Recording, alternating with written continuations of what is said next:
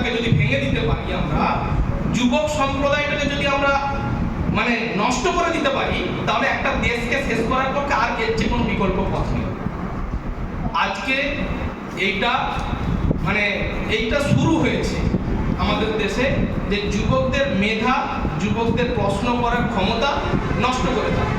তার জন্যে যত্র তত্র সর্বত্র এবং তাদেরকে ধ্বংস করার আয়োজন শুরু হয়েছে। ফলে আমরা এই পরিস্থিতিতে যদি রবীন্দ্রনাথ নজরুলের এই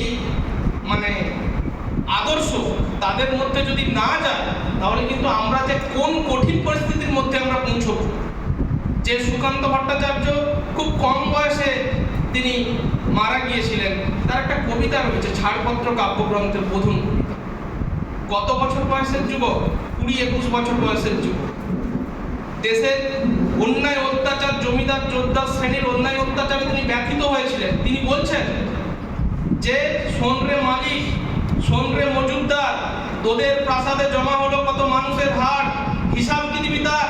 প্রিয়াকে তোরা কেড়েছিস আমার, ভেঙেছিস ঘর বাড়ি, সে কথা কি আমি জীবনে মরণে কখনো ভুলিতে পারি? আদিম হিংস্র মানবিকতার যদি আমি কেউ হই, স্বজন হারানো শ্মশানে তোদের চিতা আমি তুলব। এই কথা এখনকার যুবকরা বলবে? এ কথা এখনকার যুবকরা বলবে? আমরা কোন পরিস্থিতির মধ্যে দিয়ে পৌঁছাচ্ছি? আমাদের যে ইয়ং যে ব্লাড, সেটাকে নষ্ট করে দেওয়া হচ্ছে। এ এমন একটা ভাইরাস যেটা ঢুকিয়ে দেওয়া হচ্ছে, এই ভাইরাসকে আপনি চোখে দেখতে পাবেন না, কিন্তু একটা গোটা মানুষকে নষ্ট করে দিচ্ছে। 21 বছর বয়সে কাজী নজরুল ইসলাম একটা কবিতা লিখেছিলেন। কবিতাটার নাম হচ্ছে বিদ্রোহী। সেখানে কবি বলছেন যে মহাবিদ্রোহী রণক্লান্ত, আমি সেই দিন হব শান্ত, যবে উৎপীড়িতের ক্রন্দন রোল আকাশে বাতাসে ধরিবে না, অত্যাচারীর খড়গ কৃপান ভীম রণভূমে রণিবে না, মহাবিদ্রোহী রণক্লান্ত, আমি সেই দিন হব শান্ত। এই যে মাসটা চলছে, এবং এই মাসের পরেই মনে হয় জ্যৈষ্ঠ মাস পড়ে গেছে, 2 তারিখে, মনে হয় 2 না 3, 11 তারিখে নজরুলের জন্মদিন, 26শে মে। ফলে আমরা এই আদর্শ থেকে সরে যাচ্ছি।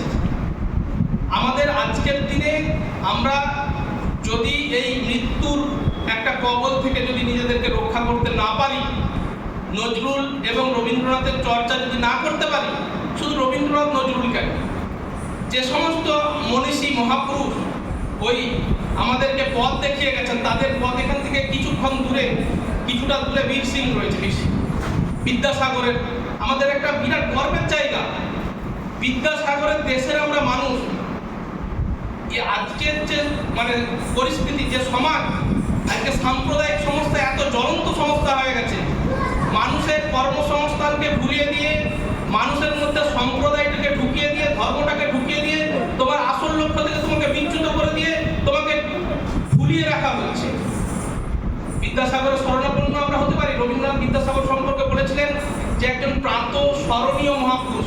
প্রাতঃস্মরণীয় শব্দটা আপনারা শুনেছেন, কিন্তু ভালো করে খেয়াল করবেন, প্রাতঃস্মরণীয় মানে প্রতিদিন সকালবেলায় উঠেই যে মহাপুরুষকে আমাদের স্মরণ করা দরকার, তিনিই প্রাতঃস্মরণীয়। রবীন্দ্রনাথ বিদ্যাসাগর সম্পর্কে এই বিশেষণটা প্রয়োগ করেছিলেন। বিদ্যাসাগর একটা জায়গাতে বলছেন যে চোখের সামনে মানুষ অনাহারে মরবে,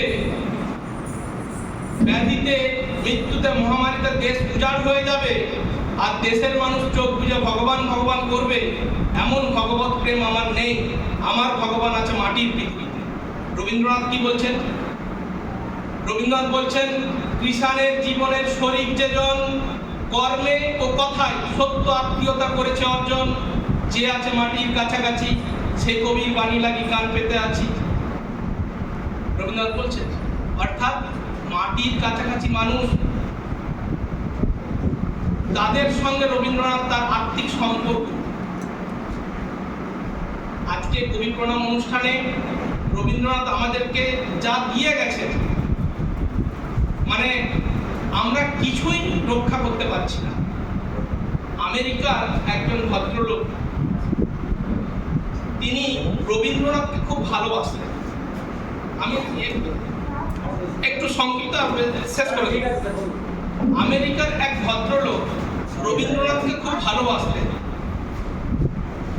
কিন্তু রবীন্দ্রনাথকে চোখে কখনো দেখেননি, আর ভারতবর্ষ কখনো আসেননি।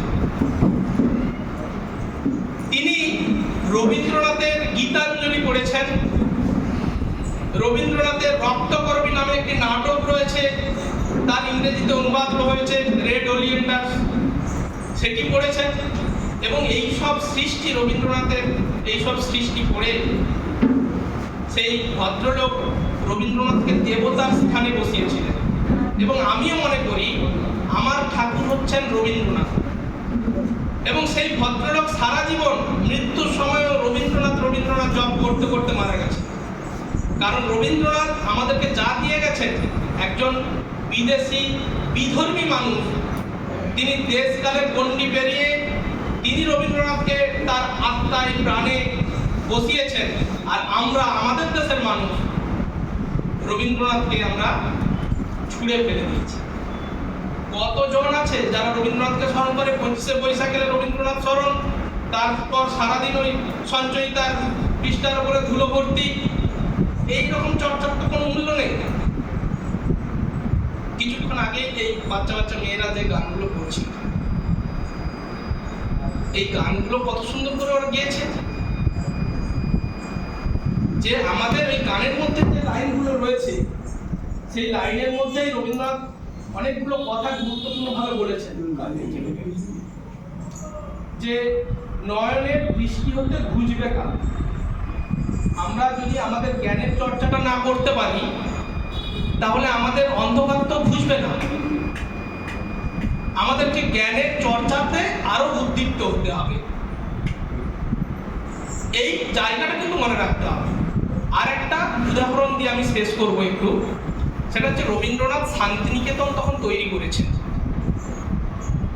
শান্তিনিকেতনে আশ্রমে অনেক ছেলে রয়েছে, তাদের দেখাশোনার দায়িত্ব সব রবীন্দ্রনাথের। রবীন্দ্রনাথ তাদের আত্মার আরাম, প্রাণের শান্তি, এবং রবীন্দ্রনাথ তাদের সব